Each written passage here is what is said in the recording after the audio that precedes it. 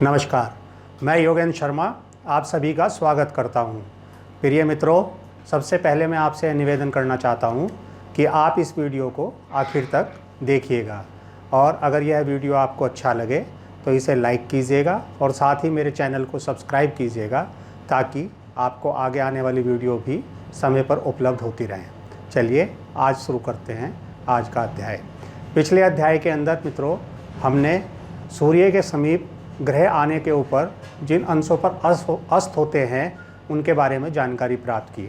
आज हम इस अध्याय के अंदर ग्रहों की दिशाओं और राशियों की दिशाओं के बारे में जानकारी प्राप्त करेंगे।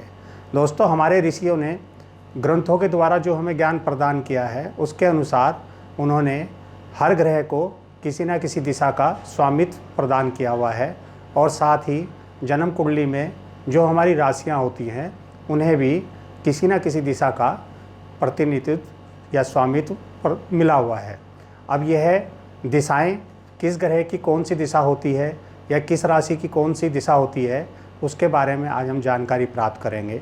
अब ये दिशाओं का जो महत्व हमारे ज्योतिष के अंदर है वह केवल इतना है कि जब भी हम कुंडली का विवेचन करते हैं तो उस वक्त किस भाव के अंदर कौन सी राशि दृष्ट हो रही है या कौन सा ग्रह दृष्ट हो रहा है, उसके अनुसार हम यह जानते हैं कि हमें किस दिशा की ओर जाने पर लाभ प्राप्त होगा या हमारा कार्य सिद्धि होगी।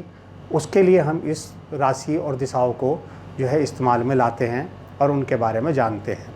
चलिए अब इस विषय को और अच्छे से समझने के लिए हम चार्ट पर चलते हैं और वहाँ और ज़्यादा जानकारी प्राप्त करने की कोशिश करते हैं। चलिए दोस्तों, यह आपके सामने एक ग्रहों की दिशाओं की जानकारी के लिए तालिका लगी हुई है। चलिए अब इसके बारे में विस्तार से समझते हैं।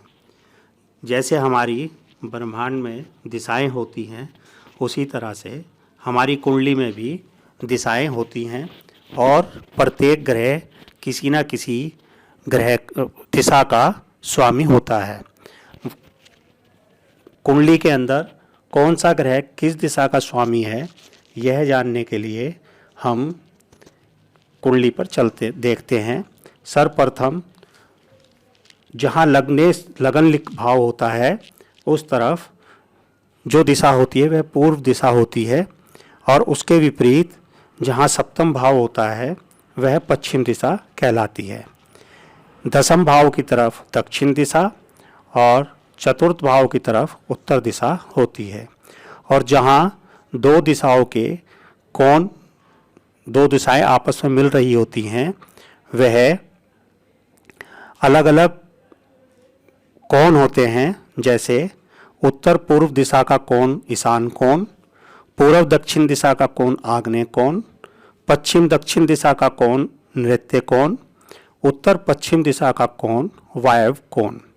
अब यहाँ पर ग्रहों को कैसे दिशाओं का स्वामित्व प्राप्त हुआ है यह देखते हैं।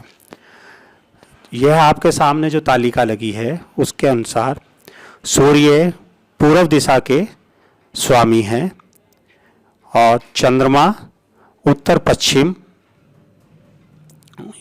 वायव्य कोण के स्वामी हैं, मंगल दक्षिण दिशा के स्वामी हैं, बुध उत्तर दिशा के स्वामी हैं, गुरु उत्तर पूर्व या ईशान कोण के स्वामी हैं, शुक्र पूर्व दक्षिण आग्नेय कोण दिशा के स्वामी हैं, शनिदेव पश्चिम दिशा के स्वामी हैं और राहु व केतु पश्चिम दक्षिण नैऋत्य कोण के स्वामी हैं।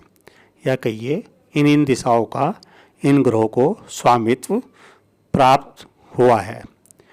अब जैसे ग्रहों को दिशाओं का स्वामित्व मिला हुआ है उसी तरह से जो कुंडली के अंदर हमारी 12 राशियां होती हैं उन राशियों को अलग अलग दिशा का प्रतिनिधित्व प्राप्त हुआ है, जो इस तरह से है। सर्वप्रथम जो हमारी 1, 5, 9 राशियां हैं या कहिए जो हमारी मेष, सिंह और धनु राशि हैं, जो अग्नि तत्व प्रधान राशियां होती हैं, वह सभी राशियां पूर्व दिशा के प्रतिनिधित्व करती हैं। इसके बाद 2, 6, 10 वृष, कन्या, मकर पृथ्वी तत्व प्रधान राशियां हमारी दक्षिण दिशा का प्रतिनिधित्व करती हैं। इसके बाद 3, 7, 11 जो हमारी मिथुन, तुला और कुंभ राशियां हैं, जो हमारा वायु तत्व प्रधान हैं, वह सभी पश्चिम दिशा का प्रतिनिधित्व करती हैं। इसके बाद 4, 8, 12 कर्क, वृश्चिक, मीन जो हमारी जल तत्व प्रधान राशियां हैं, वह उत्तर दिशा के प्रतिनिधित्व करती हैं। अब ये जो ग्रह और राशियों की दिशाएं हैं, इनका महत्व क्या है?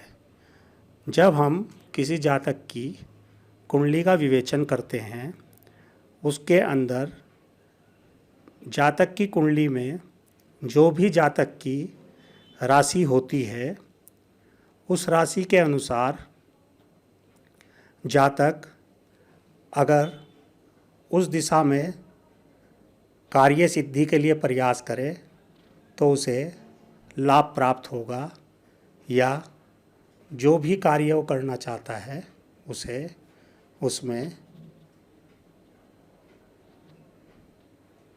तरक्की पैदा होगी।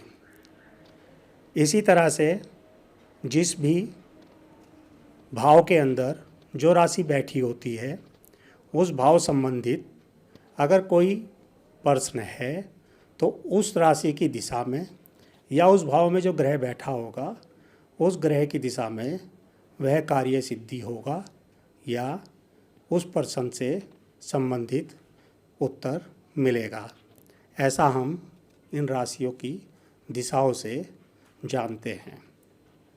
तो आज हमने राशियों और ग्रहों की दिशाओं के बारे में जाना और आगे ज्योतिष में यह कैसे कार्य करेंगी यह जाना, और इसी तरह से आप ज्योतिष को सीखने में अपनी चेष्टा बनाए रखें। धीरे धीरे आप इन अध्याय को कंठस्थ करते जाएं और ज्ञान प्राप्त करते जाएं। धन्यवाद।